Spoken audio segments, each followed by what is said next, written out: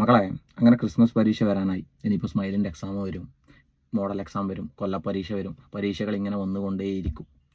നമ്മൾ പഠിക്കേണ്ടത് ഒരേ കാര്യങ്ങൾ തന്നെയാണ്. പക്ഷെ അത് വേഗം പഠിച്ചില്ലെങ്കിൽ നമുക്കിങ്ങനെ പരീക്ഷയ്ക്ക് മാർക്ക് വാങ്ങുക എന്നുള്ളത് വലിയൊരു പ്രശ്നമായിട്ട് വരും. അപ്പോൾ മക്കളെ, ഞാൻ ഇന്ന് കുറച്ച് സമയം ഫ്രീ കിട്ടിയപ്പോൾ ഞാൻ നിങ്ങളോട് പറയാൻ വേണ്ടിയിട്ട് പോകുന്നത് എനിക്ക് വരുമെന്ന് തോന്നുന്ന കുറച്ച് ചോദ്യങ്ങളും എനിക്ക് നിങ്ങളോട് പറയാനുള്ള കുറച്ച് ഉത്തരങ്ങളും, അത് കൂടാതെ പിന്നെ നമ്മുടെ സോഷ്യലിൻ്റെ 6ാമത്തെ പാഠം. ഞാൻ കഴിഞ്ഞൊരു വീഡിയോയിൽ ഗാന്ധിജി ഒരു കോർട്ട് റൂമിൽ ഒരു കോടതിയിലുണ്ടായ കുറച്ച് കാര്യങ്ങളെ പറ്റി, കുറച്ച് സംഭവങ്ങളെ പറ്റി ഞാൻ കഴിഞ്ഞ ഒരു വീഡിയോ ഇട്ടിട്ടുണ്ടായിരുന്നു. അപ്പോൾ ഞാനത് ഇടുമ്പോൾ കുറേ കുട്ടികൾ എന്നോട് ചോദിച്ചു ഇതെന്താ സംഭവം, നമുക്കൊന്നും മനസ്സിലായില്ല എന്ന് പറഞ്ഞു. അപ്പോൾ ഞാൻ പറഞ്ഞൊരു കാര്യം മക്കളെ, നിങ്ങളുടെ ടെക്സ്റ്റിൻ്റെ ആദ്യത്തെ പാഠമല്ല, നമ്മുടെ ഈ പാഠം തുടങ്ങുന്നത് സ്വാതന്ത്ര്യത്തിനായുള്ള ബഹുജന മുന്നേറ്റം എന്ന് പറയുന്ന ഈ പാഠം നിങ്ങൾ എടുക്കുമ്പോൾ ആ പാഠത്തിൻ്റെ പിന്നെ ആ ഹെഡിങ്ങിൻ്റെ തൊട്ടടിയിൽ ഗാന്ധിജിയുടെ ഒരു ഫോട്ടോ കൊടുത്തിട്ട് ഒരു ചെറിയ കോളത്തിൻ്റെ ഉള്ളിൽ ഒരു കാര്യം എഴുതി വെച്ചിട്ടുണ്ട്. അത് വായിച്ച് നോക്കിയാൽ നിങ്ങൾക്ക് ഞാൻ പറഞ്ഞതുമായിട്ട് നിങ്ങൾക്ക് മനസ്സിലാവും. അതവിടെ നിൽക്കട്ടെ, അതിലേക്ക് പോവാം. അപ്പോൾ മക്കളെ, അങ്ങനെ സ്വാതന്ത്ര്യം എന്ന് പറയുന്നത്, ഇന്ത്യയുടെ സ്വാതന്ത്ര്യം എന്ന് പറയുന്നത് എത്രയോ കാലങ്ങളായിട്ട്, നൂറ്റാണ്ടുകളായിട്ട് പിന്തുടർന്നു പോകുന്ന ബ്രിട്ടീഷുകാർ ഇവിടെ എത്തിയിടം തൊട്ട് ഇങ്ങനെ നടന്നുകൊണ്ടിരിക്കുന്ന ഒരു പ്രക്രിയ. എത്രയോ വർഷങ്ങൾ നീണ്ടു പോകുന്നുണ്ട്. നമ്മളൊരു മാസം കൊണ്ട് അല്ലെങ്കിൽ ഒരാഴ്ച കൊണ്ട് അത് മൊത്തം പഠിക്കുക എന്ന് പറഞ്ഞാൽ അതൊന്നും നടക്കുന്ന കാര്യമല്ല. അപ്പോൾ നമുക്ക് പ്രധാനപ്പെട്ട നിങ്ങളുടെ ടെക്സ്റ്റ് കൊടുത്തിട്ടുള്ള കുറച്ച് കാര്യങ്ങളിലൂടെ നമുക്ക് പോവാം. അപ്പോൾ മക്കളെ, ഈ സ്വാതന്ത്ര്യ സമരം എന്ന് പറയുന്നത് ശരിക്കും പറഞ്ഞാൽ നമുക്ക് ഒരു കഥ പോലെ പഠിക്കാൻ പറ്റുന്നൊരു സാധനമാണ്. അതൊന്നിൻ്റെ തുടർച്ചയാണ്. കാരണം ഇപ്പോൾ ഇവിടെ ഒരു പ്രക്ഷോഭം നടക്കുന്നുണ്ടെങ്കിൽ അതിൻ്റെ തുടർച്ച തന്നെയാണ് അപ്പുറം നടക്കുന്നത്. അത് രണ്ടും രണ്ടായിട്ട് കാണാൻ പറ്റില്ല. അതൊക്കെ ഒരു ആശയങ്ങളുടെ ഒരു തുടക്കമായിരുന്നു. അപ്പോൾ നമുക്ക് അതിലേക്കൊന്നും പോകണ്ട. നമുക്ക് വലിയ കഥകളൊന്നും പറയാനില്ല, വലിയ സംഭവങ്ങളൊന്നും പറഞ്ഞ് നിങ്ങളെ ബുദ്ധിമുട്ടിക്കാനുമില്ല. പക്ഷെ 6ാമത്തെ പാഠത്തിൽ എന്തൊക്കെ പറഞ്ഞു വെക്കുന്നു എന്നുള്ളതാണ്. അപ്പം മക്കളെ, നിങ്ങൾ മനസ്സിലാക്കണം, ഈ നമ്മളെ സ്വാതന്ത്ര്യ സമരം തുടങ്ങുന്നത് ശരിക്കും എന്നുവെച്ചാൽ റെക്കോർഡിക്കലി പറഞ്ഞാൽ 1ാം സ്വാതന്ത്ര്യ സമരത്തോടു കൂടിയാണ്. ഈ 1ാം സ്വാതന്ത്ര്യ സമരത്തിന് വേറൊരു പേരുണ്ട്, ശിപ്പായി ലഹള. 1857 മീററ്റിൽ നടന്ന ഈ സമരങ്ങൾ, എനിക്കൊന്നും അതിൻ്റെ തീയതി മെയ് 10 ആണെന്ന് തോന്നുന്നു. അങ്ങനെ ആ മീററ്റിലാണ് ഈ 1ാം സ്വാതന്ത്ര്യ സമരം ഉണ്ടാകുന്നത്. അപ്പോൾ അവിടെ എന്തായിരുന്നു പ്രശ്നം എന്ന് വെച്ചിട്ടുണ്ടെങ്കിൽ, ഞാൻ അതിൽ നിന്ന് നമുക്ക് തുടങ്ങാം. ഈ 1ാം സ്വാതന്ത്ര്യ സമരത്തിൽ നമുക്ക് തുടങ്ങാം. അപ്പോൾ അതെന്തായിരുന്നു പ്രശ്നം എന്ന് വെച്ചിട്ടുണ്ടെങ്കിൽ, അവിടെ നമ്മുടെ പിന്നെ ഒരു റെജിമെൻ്റ് ഉണ്ടായിരുന്നു. അതായത് ശിപ്പായികളെന്ന് പറഞ്ഞാൽ ബ്രിട്ടീഷുകാരുടെ കീഴിൽ പണിയെടുക്കുന്ന പോലീസുകാരെയും പട്ടാളക്കാരെയും ഒക്കെ നമ്മൾ ശിപ്പായിമാർന്ന് വിളിക്കാം. അപ്പോൾ അവർക്ക് ഒരു പ്രത്യേക തോക്ക് ഉപയോഗം കൊടുത്തു. ആ പേര് കേട്ടാൽ നിങ്ങൾ ചിലപ്പം നിങ്ങളുടെ മനസ്സിൽ ആ പേരുണ്ടാവും. ആ പേരായിരുന്നു എൻഫീൽഡ്. ആ എൻഫീൽഡിന് ഒരു ബുള്ളറ്റ് ഉണ്ട്. നമ്മുടെ ഇന്നത്തെ നമുക്കറിയാം, എൻഫീൽഡ് പറയുന്നൊരു ബൈക്ക് ഇറക്കുന്ന ഒരു കമ്പനി ഉണ്ട്. അതുപോലെ അവർക്ക് ബുള്ളറ്റ് എന്ന് പറഞ്ഞ ബൈക്കും ഉണ്ട്. അതുപോലെ പണ്ട് എൻഫീൽഡ് എന്ന് പറഞ്ഞ തോക്കിറക്കുന്ന ഒരു കമ്പനി ഉണ്ടായിരുന്നു, തോക്കുണ്ടാക്കുന്ന ഒരു തോക്ക് നിർമ്മാണ കമ്പനി ഉണ്ടായിരുന്നു. അവരുടെ ഒരു തോക്കിന്, ഒരു പ്രത്യേക തോക്കിന്, അല്ലെങ്കിൽ അവരുടെ തോക്കിൻ്റെ പേര് എൻഫീൽഡ് എന്നായിരുന്നു. അപ്പോൾ ആ തോക്കിന് ഒരു തരത്തിലുള്ള ഒരു ഉണ്ട ഉപയോഗിക്കാൻ, അല്ലെങ്കിൽ വെടിയുണ്ട ഉപയോഗിക്കാൻ വേണ്ടിയിട്ട് കൊടുക്കുമ്പോൾ അതുമായിട്ട് അതിൻ്റെ ആവശ്യത്തിന് ഈ പന്നിയുടെയും പിന്നെ നമ്മുടെ പശുവിൻ്റെയും കൊഴുപ്പ് ഉപയോഗിക്കുന്നുണ്ട് എന്നുള്ള ഒരു വാർത്ത ആ നാട്ടിൽ എല്ലായിടത്തും എത്തി. അപ്പോൾ അതിനെതിരെ എന്ത് ചെയ്തു എന്ന് വെച്ചിട്ടുണ്ടെങ്കിൽ, ആ നാട്ടിലെ ശിപ്പായിമാർ, ഇപ്പം ഹിന്ദുക്കളും മുസ്ലിങ്ങളുമായിട്ടുള്ള ശിപ്പായിമാർ അത് ഉപയോഗിക്കാൻ വേണ്ടിയിട്ട് വിസമ്മതിച്ചു. അപ്പോൾ അവിടെ വലിയ പ്രശ്നങ്ങളുണ്ടായി. ബ്രിട്ടീഷുകാർ പറഞ്ഞത് ഉപയോഗിച്ചേ മതിയാവും, വേറെ വഴിയില്ല എന്ന് ബ്രിട്ടീഷുകാർ പറഞ്ഞപ്പോൾ അതിൽ ഇടയിലുണ്ടായൊരു മനുഷ്യനുണ്ടായിരുന്നു, മംഗൾ പാണ്ഡെ. അയാളോട് ഈ തോക്ക്, ഈ ഉണ്ട ഉപയോഗിക്കാൻ വേണ്ടിയിട്ട്, വെടിയുണ്ട ഉപയോഗിക്കാൻ വേണ്ടിയിട്ട് ഇങ്ങനെ നിർബന്ധിക്കുമ്പോൾ അയാൾ എന്നാൽ പിന്നെ പിടിച്ചോ, തോക്കെടുത്ത് ഒരൊറ്റ വെടി. ആര് തീർന്നു? ബ്രിട്ടീഷുകാരൻ തീർന്നു. ബ്രിട്ടീഷുകാരൻ്റെ പണി തീർന്നു.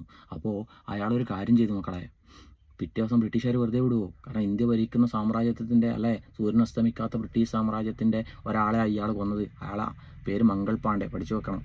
അപ്പോൾ ഈ മംഗൾ പാണ്ഡെ ആദ്യത്തെ 1ാം സ്വാതന്ത്ര്യ സമരത്തിലെ രക്തസാക്ഷിയാണ്. ഏറ്റവും ധൈര്യശാലിയായ ഒരു നേതാവാണ്. ഇന്ത്യയുടെ 1ാം സ്വാതന്ത്ര്യ സമരത്തിൻ്റെ തുടക്കം അയാളിൽ നിന്നായിരുന്നു ശരിക്കും പറഞ്ഞാൽ. അപ്പോൾ അങ്ങനെ വെടിവെക്കുമ്പോൾ ഇയാൾ മരിച്ചുപോയി. ആര് മരിച്ചുപോയി?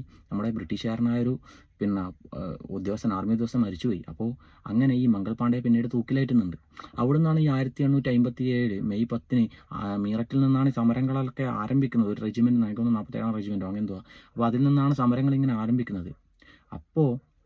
പക്ഷെ നമ്മുടെ പാഠത്തിൽ 1ാം സ്വാതന്ത്ര്യ സമരത്തെക്കുറിച്ചൊന്നും നമുക്ക് പഠിക്കാനില്ല ടെക്സ്റ്റ് ബുക്കിൽ. ഞാൻ നിങ്ങളുടെ ഓർമ്മയ്ക്ക് വേണ്ടിയിട്ട് അവിടെ നിന്നാണ് തുടക്കം എന്ന് പറയാൻ വേണ്ടിയിട്ട് മാത്രം പറഞ്ഞതാണ്. നമുക്ക് പഠിക്കാനുള്ളത് ഗാന്ധിയൻ യുഗങ്ങളെക്കുറിച്ചാണ്, ഗാന്ധിയുടെ സമരങ്ങളെക്കുറിച്ചാണ്. ഈ ഗാന്ധിയെക്കുറിച്ച് പറയുമ്പോൾ, ഗാന്ധി ഇന്ത്യൻ സ്വാതന്ത്ര്യ സമരത്തിലേക്ക്, ദക്ഷിണാഫ്രിക്കയിൽ ഗാന്ധിജി ചില എഴുത്തുകളും പിന്നെ ചില ദക്ഷിണാഫ്രിക്കയിലെ ആൾക്കാർക്ക് വേണ്ടിയുള്ള കുറച്ച് സമരങ്ങളൊക്കെ ഗാന്ധിജി നടത്തുന്നുണ്ട്. അതിനുശേഷം ഈ ഗാന്ധിജി എവിടെയായിരുന്നു എന്ന് ചോദിച്ചാൽ, ഈ ഇങ്ങോട്ട് വരുന്നതിന് മുമ്പ് എവിടെയായിരുന്നു എന്ന് ചോദിച്ചാൽ നിങ്ങൾക്കറിയാം, എല്ലാവർക്കും ദക്ഷിണാഫ്രിക്കയിലായിരുന്നു. അപ്പോൾ ഈ ഗാന്ധി എന്തിനാണ് ദക്ഷിണാഫ്രിക്കയിൽ പോയത്? വെറുതെ ടൂർ പോയതാണോ? അല്ല. ഗാന്ധിജിയെ അവിടെ ഒരു കച്ചവടക്കാരൻ വക്കീലായിട്ട് അങ്ങോട്ട് ക്ഷണിച്ചു. ആ കച്ചവടക്കാരൻ്റെ പേര് ദാദാ അബ്ദുള്ള എന്നായിരുന്നു. പേര് കേൾക്കുമ്പോൾ പല ഒരു എന്താ പറയുക ഗുണ്ടയുടെ പേര് പോലെയുണ്ട്. പക്ഷേ അങ്ങനെയല്ല. ദാദാ അബ്ദുള്ള എന്ന് പറയുന്ന ഒരു കമ്പനിക്കാരൻ, ഒരു വ്യവസായി ഗാന്ധിജി അങ്ങോട്ട് ക്ഷണിക്കുന്നു. അതിൻ്റെ വർഷം 1893. അങ്ങനെ അവിടെ നിന്ന് ഗാന്ധിജി ഇങ്ങോട്ട് തിരിച്ചു വരുന്നത് 1915. 1915 ജനുവരി 9. ആ ജനുവരി 9 ഇന്നത്തെ പ്രവാസി ദിവസമായിട്ട് ആചരിക്കുന്നുണ്ട്. അപ്പോൾ മക്കളെ, അങ്ങനെ ഗാന്ധിജി 1915 ഇങ്ങോട്ട് തിരിച്ചെത്തിയതിന് ശേഷം നമുക്ക് മനസ്സിലാവും നമ്മളെ പാഠം തുടങ്ങുന്നത് 1917 മുതലാണ്.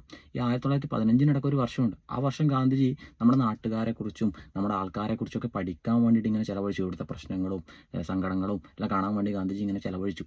അപ്പോൾ നമുക്കൊരു കാര്യം മനസ്സിലാവും. ഗാന്ധിജി ആ സമയത്ത് നമ്മൾ ഇപ്പോഴും പഠിക്കുന്നൊരു സർവകലാശാലയുണ്ട് നമ്മളെ, പിന്നെ അതിൻ്റെ പേരെന്ന് വെച്ചാൽ ബനാറസ് സർവകലാശാല. എൻ്റെ ഓർമ്മയിൽ നിന്ന് ഞാൻ ഇങ്ങനെ എടുക്കുന്നതാണ്, അപ്പോൾ കുറച്ച് സമയം എടുക്കും. അപ്പോൾ ബനാറസ് സർവകലാശാല, ആ ബനാറസ് സർവകലാശാലയിൽ ഗാന്ധിജി അതിൻ്റെ മുമ്പത്തെ പേര് എനിക്ക് തോന്നുന്നു എന്തോ ജയ് ഹിന്ദ് അങ്ങെന്തോ ആയിരുന്നു, എനിക്കത് ഓർമ്മയില്ല.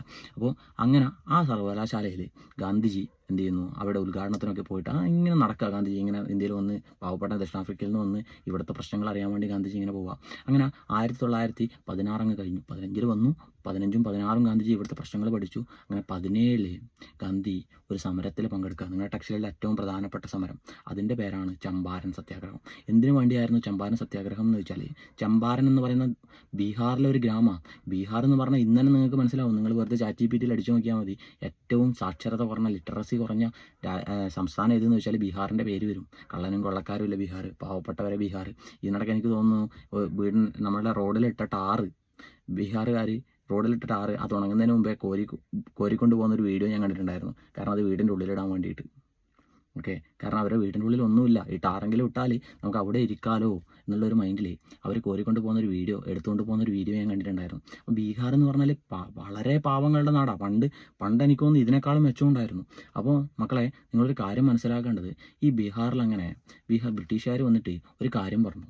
എന്താണെന്ന് വെച്ചിട്ടുണ്ടെങ്കിൽ, പിന്നെ ബീഹാറിലെ ആൾക്കാരോട് പറഞ്ഞു, നിങ്ങളുടെ ഗോതമ്പും ഭക്ഷ്യോൽപ്പന്നങ്ങൾ, നമുക്ക് ഭക്ഷ്യവിളയും നാണ്യവിളയും ഉണ്ട്. കാരണം പെറ്റാ പൈസ കിട്ടുന്നത് നാണ്യവിള, തിന്നാൻ പറ്റുന്നത് ഭക്ഷ്യവിള.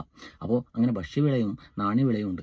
അപ്പോൾ അങ്ങനെ നിങ്ങളുടെ ഭക്ഷ്യവിളക്ക് പകരം നിങ്ങൾ എന്ത് കൃഷി ചെയ്യുമെന്നാണ് പറഞ്ഞത്? നീലം കൃഷി ചെയ്യൂ. നീലം എന്ന് പറയുന്നത് എന്തായിരുന്നു വെച്ചാൽ, പണ്ട് കാലത്ത് നിങ്ങൾക്കറിയാം, പിന്നെ പണ്ട് കാലത്ത് നമ്മളെ ഈ തുണിക്ക് നിറം നൽകാൻ വേണ്ടിയിട്ടുണ്ടാകുന്ന ഒരു സാധനമാണ് ഈ നീലം. നിങ്ങളിപ്പോൾ സൂപ്പർ വെയിറ്റ്, ഉജാല എന്നൊക്കെ പറയുന്നത് പോലെ പണ്ട് ഉപയോഗിച്ചിരുന്ന പ്രകൃതിയിൽ നിന്ന് കിട്ടുന്ന ഒരു സാധനത്തിൻ്റെ വേറെ ഈ നീലം. അങ്ങനെ ആ നീലം ഇവർ പറഞ്ഞു, അങ്ങനെ ആ നീലം എന്ത് ചെയ്യുക, നിങ്ങൾ കൃഷി ചെയ്യൂ. നമ്മൾ അതിൻ്റെ പേരിൽ ഒരു ബോണസല്ല, ഒരു അഡ്വാൻസ് നിങ്ങൾക്ക് തരാം.